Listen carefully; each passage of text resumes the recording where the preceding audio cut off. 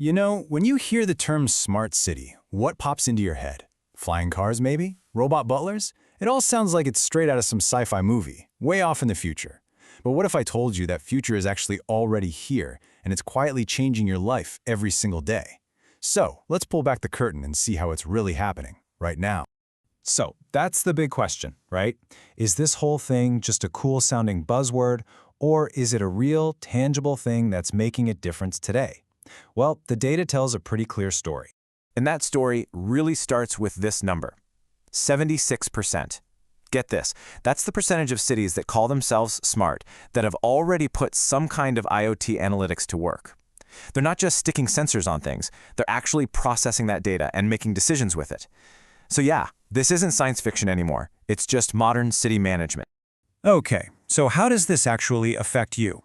Well, let's start with something we can all relate to. Something that drives us all crazy, the daily commute. And the scale of this is honestly huge. A massive 62% of cities with over 1 million people are already using the Internet of Things to analyze traffic. They're tapping into everything, road sensors, GPS devices, even our own phones, to get a picture of traffic flow that was just impossible before. So, what can a city actually do with all that information? Well, it's not just about watching dots on a screen. It's about taking action. It means they can reroute traffic in real time when there's an accident, or change the timing of traffic lights on the fly based on how many cars are actually there. And they can finally understand why those awful bottlenecks form in the same place every single day. And it goes way beyond just traffic flow. Almost half of these cities are using IoT for smart parking. Think about that for a second. No more endlessly circling the block. Your phone just tells you where the open spot is. And about 30% are using this data to make public transport better, adjusting bus routes when needed, and giving you wait times that are actually accurate. But look, this technology does way more than just save you a few minutes on your commute. It's helping build something much more fundamental, making our cities safer and our infrastructure way more reliable. This is where data starts to protect us and prevent disasters. I love this quote because it just nails the shift in thinking. We're moving away from just reacting to problems after they happen and toward predicting them, preventing them before they even start. It sounds like something out of a movie, but it's a real tool cities are using today. And this is not just a concept, it's happening. A full 67% of smart cities are already using this kind of predictive power to manage their most critical infrastructure. I mean, just look at the difference here. The old way? We just wait for a massive water pipe to burst, causing a huge mess and costing a fortune to fix reactively. The smart way? You put sensors on that pipe that can predict the failure weeks in advance. That way, crews can go out and do a simple, proactive fix. It saves money, prevents chaos, and makes the whole system tougher. And that same power to predict and prevent, it applies directly to public safety. 44% of cities are using IoT for things like that. And what's the result? Half of them report faster emergency response times. We're talking about things like GPS on an ambulance triggering all the traffic lights ahead to turn green, clearing a path. When seconds count, data is helping save them. Okay, so beyond our daily convenience and our immediate safety, data is also helping cities get a handle on some of the biggest long-term challenges we've got, especially when it comes to sustainability and managing our resources. And the adoption here is just wow. Almost 3/4 of smart cities are now actively tracking environmental data. That means they're monitoring air quality to find pollution hotspots, using sensors to catch leaks in the water system early, and managing energy use in city buildings to slash waste. This is data literally working to make our world healthier. And all of this leads to a really key idea: resource waste reduction. Now, this isn't just about your recycling bin.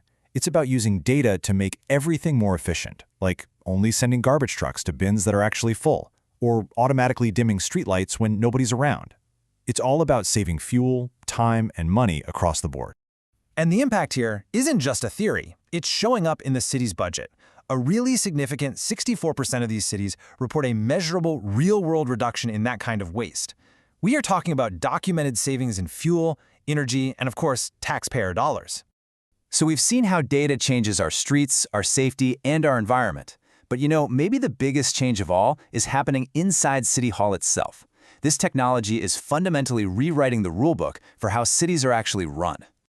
This slide basically lays out the entire journey. It starts with a sensor collecting some raw data. Then, Over half of these city governments pull that data into a central dashboard so everyone can see what's going on. A growing number, about 35%, are using machine learning to analyze it. And here, this is where it gets real.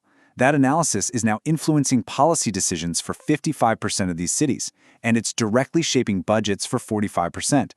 Data isn't just an FYI anymore, it's driving decisions. And it's so important to realize this isn't just about buying some fancy new software. You need people. Almost 70% of smart cities now have a dedicated team.